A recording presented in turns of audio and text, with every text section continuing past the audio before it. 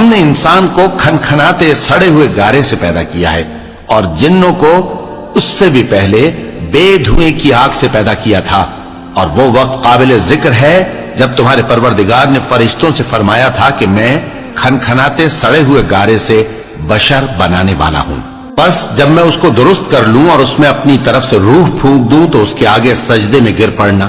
چنانچہ فرشتے تو سب کے سب سجدے میں گر پڑے مگر شیطان کہ اس نے سجدہ کرنے والوں کے ساتھ ہونے سے انکار کیا۔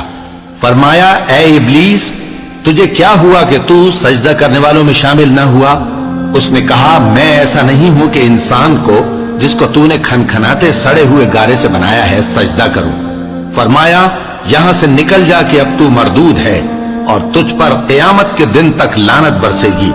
اس نے کہا کہ پروردگار مجھے اس دن تک مہلت دے جب لوگ مرنے کے بعد زندہ کیے جائیں گے۔ فرمایا اچھا، سو تجھے مہلت دی جاتی ہے وقت مقرر یعنی قیامت کے دن تک۔ اس نے کہا کہ پروردگار جیسا تو نے مجھے بھٹکا دیا ہے میں بھی زمین میں لوگوں کے لیے گناہوں کو آراستہ کر کے دکھاؤں گا اور سب کو بہکاؤں گا۔ ہاں ان میں جو تیرے خاص بندے ہیں ان پر میرا قابو چلنا مشکل ہے۔ فرمایا کہ مجھ تک پہنچنے کا یہی سیدھا رستہ ہے، جو میرے خاص بندے ہیں ان پر تجھے کچھ قدرت نہیں کہ ان کو گناہ میں ڈال سکے۔ ہاں بد راہوں میں سے جو تیرے پیچھے چل پڑے، اور ان سب کے وعدے کی جگہ جہنم ہے، اس کے 7 دروازے ہیں، ہر ایک دروازے کے لیے ان میں سے الگ الگ حصہ ہے۔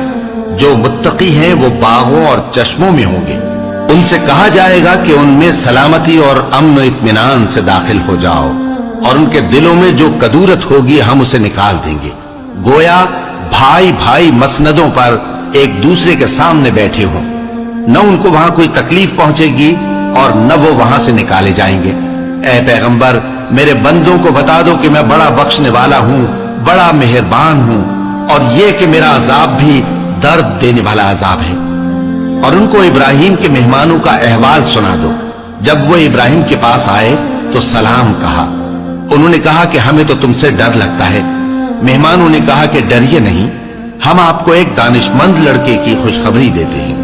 وہ بولے کہ جب مجھے بڑھاپے نے آ پکڑا تو تم خوشخبری دینے لگے، اب کاہے کی خوشخبری دیتے ہو؟ انہوں نے کہا کہ ہم آپ کو سچی خوشخبری دیتے ہیں، سو آپ مایوس نہ ہوں۔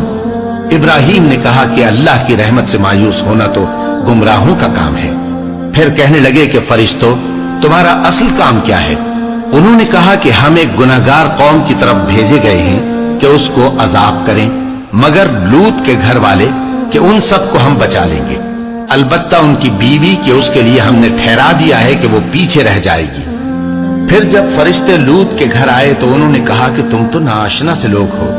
وہ بولے کہ نہیں، بلکہ ہم آپ کے پاس وہ چیز لے کر آئے ہیں جس میں لوگ شک کرتے تھے، اور ہم آپ کے پاس یقینی بات لے کر آئے ہیں اور ہم سچ کہتے ہیں۔ تو آپ کچھ رات رہے سے اپنے گھر والوں کو لے نکلیں اور خود ان کے پیچھے چلیں، اور آپ میں سے کوئی شخص پیچھے مڑ کر نہ دیکھے، اور جہاں آپ کو حکم ہو وہاں چلے جائیے۔ اور ہم نے لوط کی طرف وہی بھیجی کہ ان لوگوں کی جڑ صبح ہوتے ہوتے کاٹ دی جائے گی۔ اور اہل شہر لوط کے پاس خوش خوش دوڑے آئے۔ لوط نے کہا کہ یہ میرے مہمان ہیں، کہیں ان کے بارے میں مجھے رسوا نہ کرنا، اور اللہ سے ڈرو اور میری بے آبروئی نہ کرو۔